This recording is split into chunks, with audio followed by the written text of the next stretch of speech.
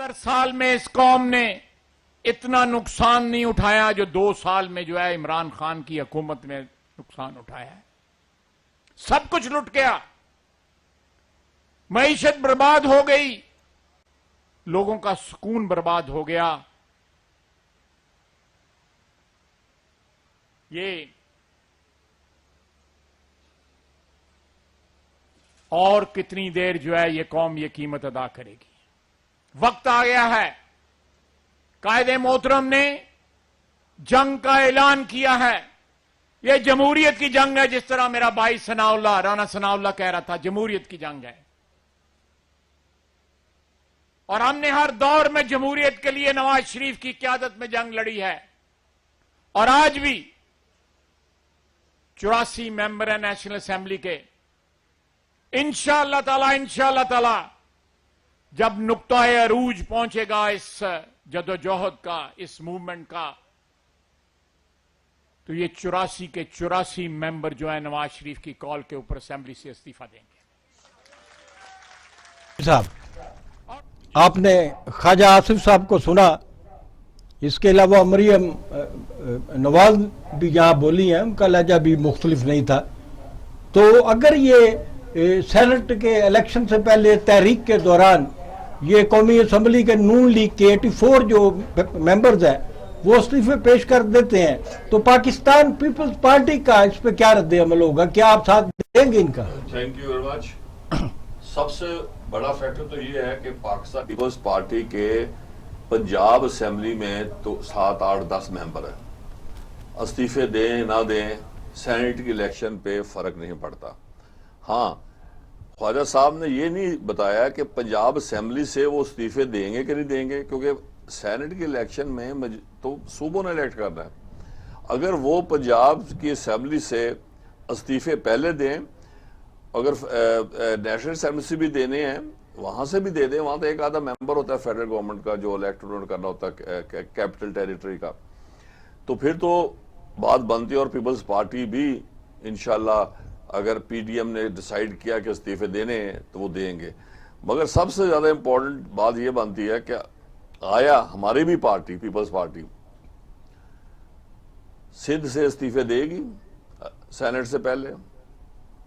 ये भी सवाल है, क्योंकि हमारे पास तो बहुत अच्छे नंबर है वहां और नहीं, कुर्बानी तो देनी पड़ेगी ना, फिर इनको भी देनी पड़ेगी, आपको भी देनी पड़ेगी। मैं कह रहा हूँ ये सोचने वाले कि वाया हमारी लीडरशिप कुर्बानी देगी कि नहीं देगी। हमारा वर्कर तो चाहेगा कुर्बानी दे। और ये जो है पंजाब में सबसे जो अहम है वो नून लीग है, क्योंकि भी 7-8 हैं, हमारे भी तरह की मेंबर हैं। बेसिकली ऑलमोस्ट 47-48% जो मेंबरशिप है वो नून लीग की है। और सेनेट पे अगर सेनेट की बात करते हैं ख्वाजा साहब, तो सेनेट पे तो असर होगा, डायरेक्ट असर जो पड़ेगा वो सूबाई असेंबलियों का है। तो आई विश कि ये सूबाई असेंबलियों से इस्तीफे दें ताकि सेनेट की इलेक्शन ना हो सके। चले आप सिंध की बात, शमीम तो आप सब आज मरियम नवाज ने प्रेस कॉन्फ्रेंस की, आपने देखी उनकी प्रेस कॉन्फ्रेंस? जी, मैंने भी उनकी प्रेस कॉन्फ्रेंस देखी है। तो मुझे आज उनका लहजे में वो जो एक सख्ती थी एस्टेब्लिशमेंट के बारे में, उसमें कुछ तवाज़न नज़र आया है आज, जो हमें पहले महसूस कर रहे थे कि अदम तवाज़न है, तो मुझे तवाज़न नज़र आया है। तो वो एस्टेब्लिशमेंट के लिए अपनी हुकूमत की जो खिदमात है उनके भी उन्होंने गर्दाना उसमें। तो आप क्या समझते हैं कि ये उन्होंने कोई पैगाम दिया है? क्या इनकी तकरीर सुनी होगी आपने, क्या रद्द अमल आपका? मैं बात करूंगा ख्वाजा आसिफ साहब की जो तकरीर थी उसके अंदर उन्होंने इस्तीफों का जिक्र किया। उससे पहले ख्वाजा आसिफ साहब जो एक बयान दे चुके हैं कि हमें पीपल पार्टी पे या जरदारी साहब पे एतमाद नहीं है, तो वो तो पीडीएम की जो बेस थी उसको वहीं पे उन्होंने दरारें उसमें डाल दी थी। और उसके बाद आसिफ जरदारी साहब का भी एक बयान आया कि ये जो है ये पार्टी में दरार डालने की, पीडीएम में दरार डालने की कोशिश है।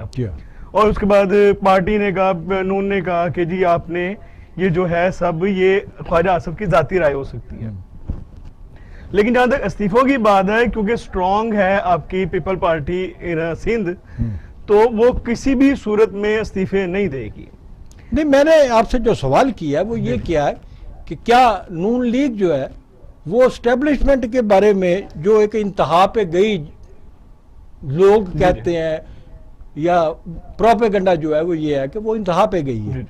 میں کوئی الزام نہیں لگا رہا کہ وہ انتہا پہ گئی ہے. جو ان کی تقریر کا جو مفہوم لیا حکومت نے لیا, حکومتی جو پروپیگنڈا ہے, تو اس میں آج جو مریم نواز ہے ان میں توازن نظر آیا ہے تھوڑا سا. جس کے اندر انہوں نے بالکل اس کا لہجہ نرم تھا, اس وقت اسٹیبلشمنٹ کے حق میں تھا, بلکہ کیونکہ اس وقت پی ڈی ایم کی جو پوزیشن ہے وہ اتنی سٹرونگ نہیں ہے. اس کو جو پی ڈی ایم کے سربراہ انہوں نے بنائے ہیں مولانا فضل الرحمان, ان کا جو بیانیہ تھا پہلے بھی کہ وہ عورت کی حکمرانی کے خلاف تھے. آج آپ نے پرسوں دیکھا ہوگا مریم نواز سے مل کے گئے ہیں, اس کے اندر کوئی مین قیادت جو تھی نون لیگ کی وہ شامل نہیں تھی. تو رائیون میں جو ان کی ملاقات ہوئی ہے وہ مریم نواز سے ہوئی ہے. مطلب کہ وہ جو عوام ہے, عوام جو ہے, عباسی صاحب تو تھے وہاں, جی عباسی صاحب تھے بالکل, لیکن مین چیز یہ کہ اس کو لیڈ کون کر رہا ہے پارٹی میں. جس کا سینئر لوگ لیڈ نہیں کریں گے اور جونیئر لوگ آگے اس کو لیڈ کریں گے تو وہاں پارٹی کا بیانی ختم ہو جائے گا. اس نے اپنے والد کی سیٹ پہ شاید یار سینئر نائب صدر موجود تھے وہاں پہ, شاید اپنے والد کی کرسی پہ بٹھایا, وہاں بٹھایا ہے, وہاں موجود تھے. یہ ہم نہیں کہہ سکتے, میرے خیال میں وہ مریم نواز سے ملنے گئے تھے. مریم نواز جیسا کہ ناجی صاحب وہ اس وقت علامت ہے. نواز شریف آپ تصور کریں کہ نواز شریف بیٹھا ہوا ہے یہاں, اور ان کا لہجہ بھی دنیا سے چلے گئے تھے جب نظیر آئی. جی جی بالکل ایسے ہی ہے فیلڈ میں. تو یہ ایک میں سوال آپ سے چھوٹا سوری,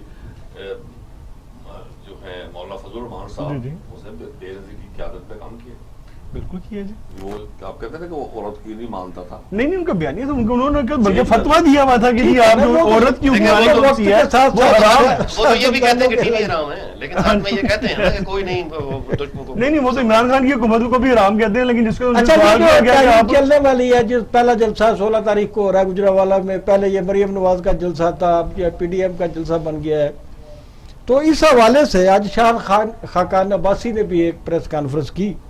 اس پریس کانفرنس نہیں کی, اس نے اپنے لیڈروں سے مخاطب ہوئے ہیں, پارٹی لیڈروں سے, قیادت سے, اور قیادت کو انہوں نے میسج دیا ہے کہ جیسے عوام لوگ کارکن جو ہمارے ساتھ ہوں گے تو یہ نہیں ہونا چاہیے کہ مار کھانی ہے تو قیادت کھائے, قیادت جو نہ کھائے اس کا ورکر جو ہے وہ لاٹھیاں کھائے. تو اگر پہلی لاٹھی لگتی ہے تو قائدین کو لگنی چاہیے اور کارکن کو نہیں لگنی چاہیے. اور دوسرا جو انہوں نے ایک بات کہی, اس سے مجھے ایک بڑا شبہ ہو رہا ہے کہ کہیں یہ جو تحریک ہے تشدد تو نہیں ہو جائے گی, کیونکہ انہوں نے کہا کہ اگر پہلا پتھر مارنا پڑے تو ہمارا قائد مارے گا, کارکن نہیں مارے گا. یہ تو آپ نے دیکھا ہوگا جو نیب کے اندر پیشی ہوئی ہے اس کے اندر بھی پرتشدد مریم نواز کی جہاں پہ بھی انٹری ہوئی ہے وہ میرے خیال میں وہ اداروں کے خلاف ہی ہوئی ہے. چلیے آپ کی مہربانی جناب. آپ یہ ملک صاحب, منظور ملک صاحب, آپ کی طبیعت ٹھیک ہے جناب؟ سر بالکل آپ کے ساتھ بیٹھ کے. ویلکم جناب, آپ یہاں تشریف سر. Thank you sir. سر یہ اپنا برطانیہ 2 ایئر لائنز پاکستان میں سروس شروع کر رہا ہے. جی جی. اور جب یہ سروس شروع ہونے والی ہے تو یہ پاکستان میں پی آئی اے کا مستقبل کیا ہے؟ آج پی آئی اے نے اپنے کرایوں میں 15% کمی کا بھی اعلان کر دیا ہے. تو آپ بتائیں گے کہ پی آئی اے آپ فیوچر کیا دیکھتے ہیں؟ خاور صاحب, پاکستان کی جو اکانومی ہے اس میں پوٹینشیل تو موجود ہے. دیکھیں 22 کروڑ لوگوں پہ تو ہم کافی عرصے سے کھڑے ہیں. یہ جو 24-25 کروڑ لوگ ہو گئے ہیں, اگر ہم ان کی قوت خرید بڑھا دیں, اپنی اکانومی کو ٹھیک کر لیں, تو آپ سوچیں کہ کتنا بڑا پوٹینشیل آپ کے ملک کے اندر. پھر مجھے تو یہ لگتا ہے کہ ہمارے سیاستدان بھی اس وقت زیادہ ایکٹیو ہوتے ہیں جب پتہ چلتا ہے کہ اکنامیکلی کلیپس ہونے لگا ہے اور لوگ آئیں گے اور یہ گورنمنٹ کا جو سٹرکچر ہے اس کو تباہ کر دیں گے, تو ایک گروپ دوسرے گروپ کو سپورٹ کرتا ہے. اور اس میں آپ دیکھ لیں کہ جو بھی لانگ مارچ ہوئے ہیں اس میں یہ ہے. مسئلہ یہ ہے کہ پاکستان میں 3 مسائل ہیں جس کو حل کرنا بہت ضروری ہے اگر کوئی بھی گورنمنٹ آ جائے, ورنہ گورنمنٹ بدلنے سے کیا ہوگا؟ کچھ بھی نہیں ہوتا سر. پہلی بات یہ ہے صاحب, ایک سوال اور میں آپ سے کروں گا, آپ کی بات کاٹ رہا ہوں کیونکہ سوالات بہت ہیں اور آپ کے جوابات بہت لمبے ہیں. جی کہ عالمی تناظر میں اس وقت جو نقشہ ابھر رہا ہے تو خطے میں اس وقت चीन को हम अपना एक बेहतरीन दोस्त तस्वुर करते हैं और बहुत ही इंसार है हमारी चीन के ऊपर माशी तौर पर भी और बाकी दफाई सतह पर भी हम समझते हैं कि शायद वो क्या चीन पाकिस्तान की सलामती का जामन रहेगा अगर कोई ऐसा लम्हा आ जाए? यह सवाल मैं आपसे भी करूंगा जी अपना नाजी साहब। सर एक्चुअली मसला ये है कि चाइना की हमने कहा कि दिफा में हमारी सपोर्ट करता है, इकोनॉमिकली करता है, तो फिर सियासी तौर पे भी करता है। ये हो नहीं सकता कि सियासी तौर पे कोई मुल्क आपके साथ ना हो और वो आपके बाकी दो शोबों में काम कर रहा हो। तो इसका मतलब है कि अगर उसका इंटरेस्ट रहेगा उस हद तक तो वो आपके साथ रहेगा, और अगर इंटरेस्ट नहीं रहेगा तो वो ट्विस्ट भी कर सकता है। मुझे चाहिए कि मैं अपने आप पे डिपेंड करूं, मैं अपने लोगों को इम्पावर करूं। मुझे चाहिए कि मैं अपने लोगों के साथ एक जो है ना एसोसिएशन क्रिएट करूं, ताकि मेरे जो कंधे के साथ कंधा मिलाने वाले हों वो मेरे अपने हों, उनकी हर स्टेक मेरे साथ हो। जब हम फॉरेन इन्वेस्टर को भी लेके आते हैं तो उस इन्वेस्टर का जिस दिन इंटरेस्ट खत्म होता है, दुनिया की तारीख उठा लें, वो उस दिन वहां से निकल जाता है। लेकिन आपने क्योंकि यहीं जीना मरना होता है और आपकी बहुत सारी गहरी रूट्स होती हैं, तो आप अपने मुल्क में नुकसान के में भी और परेशानी में भी और मौत तक गले को लगाने के लिए आप वहां पे मौजूद रहते हैं। तो मुझे ये लगता है कि हमें रियलिटी बेस्ड होना चाहिए। चाइना के साथ दोस्ती वेलकम, बट मैं इस हद तक चाइना के साथ नहीं समझता कि वो मेरी खातिर अपनी फौजों को डाल देगा और मेरे डिफेंस के लिए वो अपने आप को स्टेक होल्डर कर लेगा और मेरे मुल्क के लिए वो अपनी सारी इकॉनमी को स्टेक कर देगा। अगर इतनी बड़ी बात होती तो वो अपने थोड़े से रिजर्व हमारी तरफ और रख देते, तो हमारी इकॉनमी में डॉलर का ये हाल ना होता, जिसमें आप देखें कि 73 का डॉलर है अफगानिस्तान में, जिसको हम वॉर एरियाज कहते हैं, और पाकिस्तान में 163 रुपए को टच कर गया है। 2 रुपए पाकिस्तान के और 1 रुपया अफगानिस्तान का, यहाँ पहुंच गए। तो बांग्लादेश को देख लें, इंडिया को देख लें। मसला ये है कि हमें सीरियसली अपनी इकोनॉमी को इसलिए करना है कि ये लोग मेरे हैं, मुझे अपने लोगों की हिफाजत करनी है।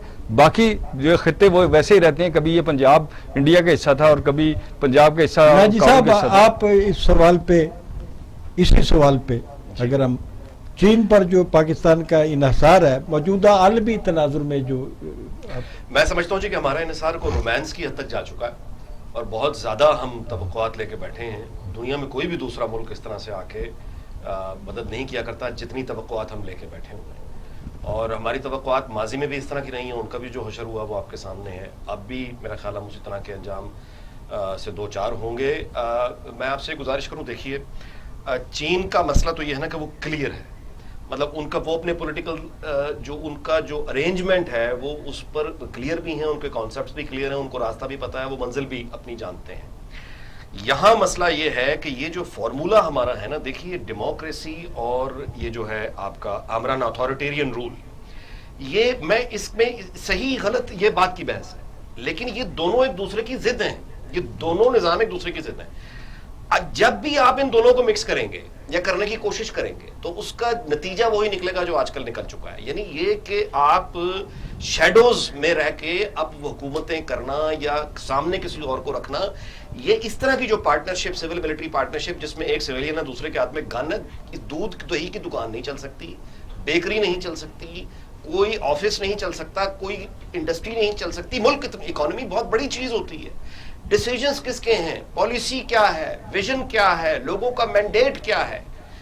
तो जब तक हम इस कंफ्यूजन से नहीं निकलेंगे कि रूल हमारा सेटअप है क्या, दुनिया को मतलब वो यहां पे किससे बात करें, यहां इंचार्ज कौन है।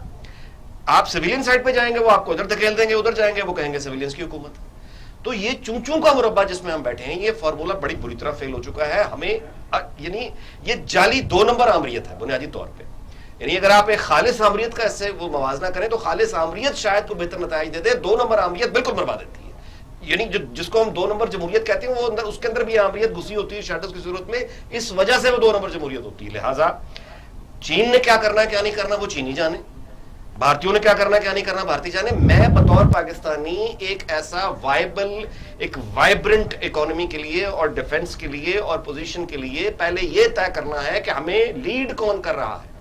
शैडोज आज की दुनिया में लीड नहीं कर सकते आजम साहब। नतीजा ये है कि हम आप यकीन कीजिए कि यानी उस तरह की अब मतलब आप देख लीजिए कि अब ये इंडिया और चीन की जंग अगर हम इसमें एंगेज बराह रास्त न भी हों, जो मुझे मुश्किल लगता है, تب بھی ہماری اکانومی اتنی دو ہاتھیوں کی لڑائی میں ہم وہ ڈنڈے سے پری مطلب وہ چڑیا وہ ہمارا بڑا برا حال ہوگا. ہمارے یہاں اس پہ کوئی ڈیبیٹ نہیں ہے. اور اگر کوئی شعلہ ہمارے یہاں آ گیا آزاد کشمیر پہ یہاں پہ وزیر اعظم پہ ہم نے ایف آئی آر کٹوا دی ہے. فاروق عبداللہ نے سری نگر میں بیٹھ کے چینیوں کو فارملی دعوت دے دی ہے کہ آپ آئیں ہماری جان چھڑائیں انڈیا سے. اب اگر اس طرح سے کسی دوست نے آ کے مدد کر دی اور ہمیں بھی دوستی کے نام پہ پیچھے دھکیل دیا تو ہم کہاں کھڑے ہو گئے.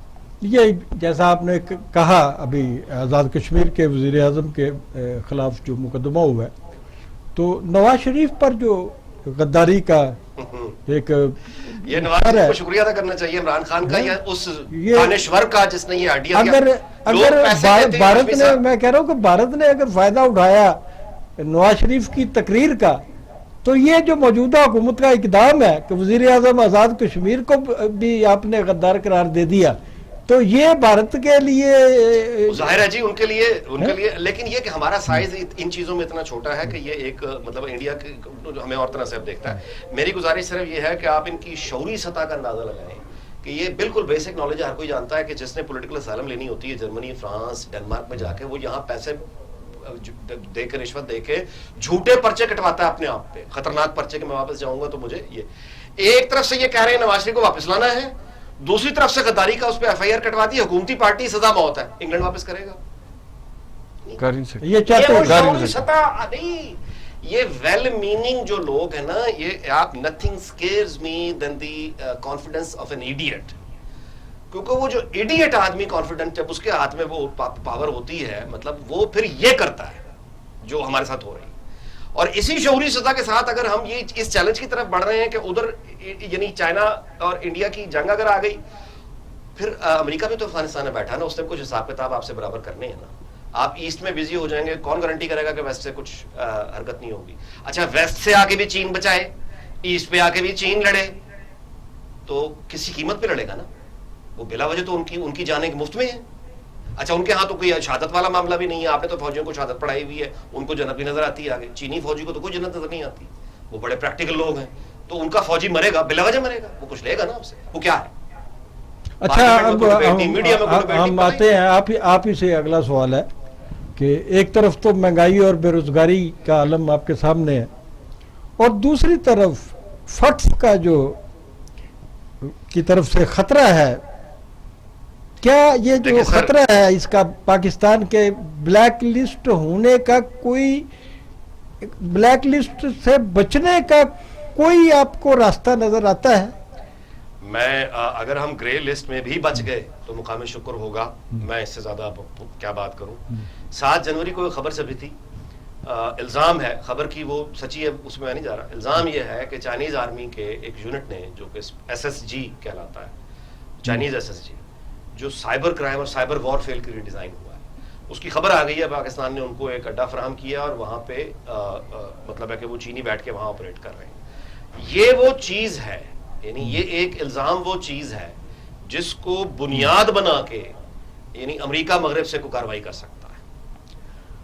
اچھا میرا خیال ہے پھر ہم پاکستانی سیاست کی طرف چلتے ہیں تو میں گزارش ایک منٹ مطلب یعنی ایک طرف سے یہ الزام آ رہے ہیں دوسری جانب سے ہم فاٹ آف کی طرف جا رہے ہیں. ایک طرف سے ہم کہتے ہیں کہ چین جو سینچری ایشیا کی ہے ہم چین کے یار ہیں دوسری طرف ہم ہاتھ باندھ کے آئی ایم ایف کے سامنے کھڑے ہیں. مطلب ہم نے رائٹ بھی جانا ہے ہم نے لیفٹ بھی جانا ہے. تو جب تک ہمارے فیٹ گراؤنڈ پہ نہیں ہوں گے جو کہ میں نہیں سمجھتا کہ ہیں ہم ایسے ہی لٹو کی طرح گھومتے رہیں گے. پاکستانی سیاست کی طرف واپس آتے ہیں کہ director general D G F I A Bashir Memon صاحب ان کی چھٹی کرائی گئی ہے اور ان کو کہا گیا ہے بشیر میمن صاحب کو کہ آپ ذرا آرام کیجئے آپ کو بتائیں گے کہ آپ کو اگلی ڈیوٹی کیا ہے.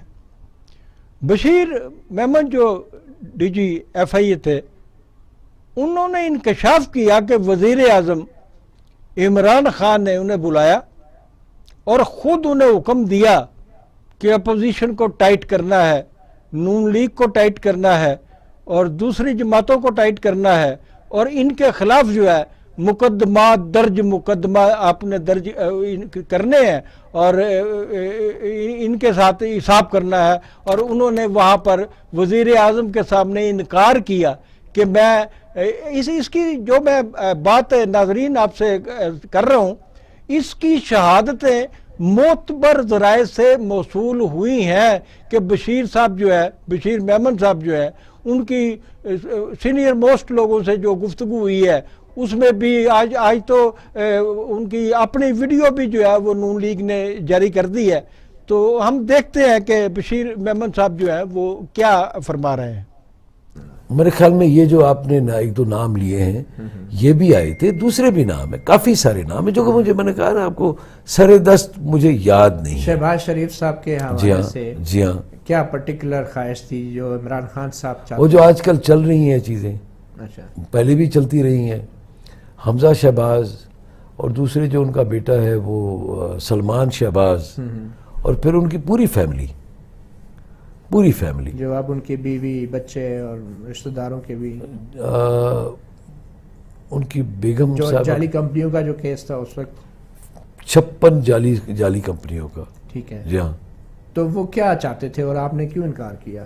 کیا وہ میں نے اس لیے انکار کیا کہ دو وجوہات تھی میرے پاس. ایک تو انکوائریز نہیں تھی، ون. دوسرا یہ پروونشل اینٹی کرپشن کا مینڈیٹ تھا. اس کے لیے تو مجھے بھجوایا بھی گیا تھا. مجھے بھجوایا گیا تھا کہ جی آپ لاہور جائیں. پنجاب کی چیف سیکرٹری صاحب تھے اکبر دورانی صاحب، انہوں نے ایک میٹنگ کنوین کی تھی جس میں سارے سیکرٹریز موجود تھے اور انہوں نے مجھے سارا ریکارڈ دیا تھا. اینڈ آف دا ڈے میں نے ان کو یہی بتایا کہ جی یہ سارے کا سارا پروونشل مینڈیٹ ہے، آپ پروونشل اینٹی کرپشن کر سکتی ہے، ہم نہیں کر سکتے. بیکاز جی یہ لائن حاضر سابق ڈی جی ایف آئی اے، آپ نے ان کی گفتگو سنی تو برکی صاحب آپ اس پہ کوئی تبصرہ کرنا چاہیں؟ ان کی گفتگو آپ نے جو سنی ہے، میں نے ایک اور بھی سنی ہے. ایک تو ان کی پہلے انہوں نے پینشن بند کر دی، 2 مہینے ان کے رہتے تھے ریٹائرمنٹ میں، تو کیا فائدہ ہوا پھر جا کے کورٹ سے جا کے انہوں نے پینشن ریسٹور کی. دوسرا جو میں نے سنا ہے ان کی کہ جب ہماری پارٹی کا نہیں نون لیگ کا پرائم منسٹر تھا حاکان عباسی، اس نے اسے بلایا تھا اور بلا کے کہا کہ فلانے کے ساتھ یہ کام کرنا ہے.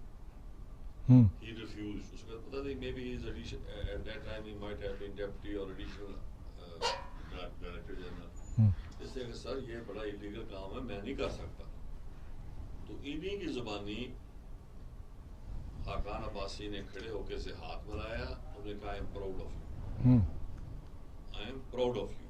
You have refused me because it's illegal کام. تو یہ تو نہیں، یہ جو بات ہے کہ وزیر اعظم جو ہے ایک اہم ادارے کے سربراہ کو بلا کے کہے، ایک سائیڈ میں میں کہہ رہا ہوں اس کا دیکھ لیں، اب یہ بات جو سامنے آئی ہے اس کا ریاکشن دیکھ لیں کہ پرائم منسٹر یہاں پہ آپ کا پرائم منسٹر کیا کہہ رہا ہے. اور جو اعجاز شاہ نے کہا کہ یار فلانے کی لتا توڑ دے، وہ بھی اس نے کہا کہ بتایا. نہیں، آصف زرداری صاحب بھی تو ان کے بڑے خلاف تھے، بشیر میمن کے. اچھا، اس کے خلاف اس کی کیا وجہ تھی؟ میں بتاؤں، بشیر میمن صاحب کو زرداری صاحب کے خلاف ہونے کی وجہ سے ہی ڈی جی بنایا گیا تھا. وجہ کہ اس کے دین ان کے سے بنتی ہوگی. نہیں بنتی تھی. تو پھر ڈی جی کس نے بنایا؟ عمران خان. عمران خان نے اس وجہ سے انہیں ڈی جی بنایا کہ یہ ان کے کہ ان کے خلاف ہے، اور اب انہیں چھٹی کرائی گئی ہے کہ ان کے احکامات جو ہے وہ نہیں بنے گا. منظور بلک صاحب آپ اس پہ کوئی گیلپ پولس کی سر، گیلپ پولس کا کل میں پڑھ رہا تھا کہ آؤٹ آف 22 کروڑ 25 کروڑ نہ بھی مانے، آؤٹ آف 22 کروڑ انہوں نے لکھا ہے we interviewed 1500 persons all over the Pakistan. ٹھیک ہے، سیمپل یہی ہوتا ہے. ٹھیک ہے، یہ سیمپل جو ہوتا ہے یہ چاروں بڑا ناقص طریقہ ہے، بہت ناقص ہے. چاروں صوبوں کے 20 اضلاع سے 10 بندوں کے انہوں نے انٹرویو لیے ہیں. تو میرا خیال ہے کہ پہلے ناظرین ٹائم ہوا ہے ایک بریک کا، ملتے ہیں چھوٹی سی بریک کے بعد.